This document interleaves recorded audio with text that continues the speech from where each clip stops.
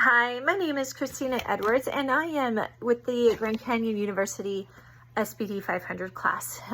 Today I wanted to talk to you a little bit about the 12 components of IDEA, and I gathered my information from a couple of different sources. To start, there was understood.org and OSPI, which is Washington State's education information from where I reside, and then IDEA website, which is the U.S. Department of Education Individuals with Disability Education website. So these were all great resources to gather the information for the 12 components of IDEA. Now, what exactly are we looking at? It's a law that provides eligible children with disabilities across the nation access to free and appropriate education in public schools, and it also guarantees special education and related services for these children. So let's just kind of go through the process. I'm going to tell you how it works. I think it's very important to know this. This is going to be from the parents' point of view. I recently have sat in through multiple IEPs as I have started my first year in teaching in a special education life skills primary class. And so it has been really important to know these components and then how you're collaborating with the parents. So today we're going to talk about from the parents' point of view, free appropriate publication. What on earth does that even mean? It means exactly what it says. It's no cost to families, and it means that your child gets a program that's going to meet their needs, and the school is going to be the one that supervises it. This means that they're going to get any other related services they might need, such as transportation, or if they need vision therapy. Those are the kind of things that will be at the school. And it's going to be in what's called a least restrictive environment, meaning your child is going to be in the same type of classroom as other students if that's what is chosen for them. So it is where it's not a location, it's more of a guiding principle. So they're going to spend as much time in a classroom with other students as they can. And that's really important for them. So now we've gotten to wondering, is our child even going to be part of any type of special education? Well, there's a referral process that will happen. And that is basically identifying any type of needs that your student would have, your child would have. You're going to initiate the referral process, and it involves multiple steps. And there's going to be things that they're going to try to see works, and if it doesn't, then there's going to be the process of the referral that's going to start, because they need the evidence that they need to proceed forward. And so then there's going to be the evaluation process. This is mandated within 60 days that the parent consents. And if they decide that they don't want to do it, that doesn't mean that they're not going to receive education. It just means they're not receiving the maybe the IEP process that they would otherwise have gotten. Okay, so they've gone through the evaluation process, and now they have to determine, is your child eligible? There's certain criteria that needs to prove that the child has disabling conditions and that they're going to need the services that are provided by the Disability Act.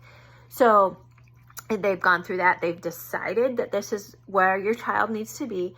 There is what's called an IEP. It's an individual education program. There's specific components that are needed for that are present level of academics. So they're going to find out where your child is right now. How are they? Do they know their ABCs like maybe some of the other kindergartners already know? And then they're going to provide them goals. So they have to be measurable goals. So like if your student is nonverbal, then it's probably likely they're not going to learn their A to Z's in that first IEP goal for the year. But maybe we're learning on how to have them sign A, B, C, D, E. And so it's goals that are for your student, not what is age appropriate for them at this time. And they're going to figure out ways in the IEP. There's methods to measure this progress. It might be that daily there's data that's taken, and you're going to figure out how to do this. It's not a lot of paperwork for the kids. It might be, oh, today, so let's say not doing the signing process anymore, but now I'm trying to teach these kids the A, B, C's, so they can, their alphabet, their letters, so they can meet their goal. This might be measuring data by saying, okay, today you're going to jump on the letter A, show me the letter A, or today we're going to cover our eyes and you're going to go touch what you think is the letter A. So data will be taken on that to prove, to help them grow. And then they're going to be provided anything special that they might need, special aids. Maybe they need Braille, or they need larger words. Some kids need visual schedules. So there's ways that this can help them by having aids, and then any type of modifications they might need. And then they'll figure out, do they go into gen ed? If maybe your child has a behavior plan, maybe they have to stay in a self-contained classroom, which is just the one classroom. But will they be going to specials? So do they get to go to library? Do they get to go to technology, or does that come to them?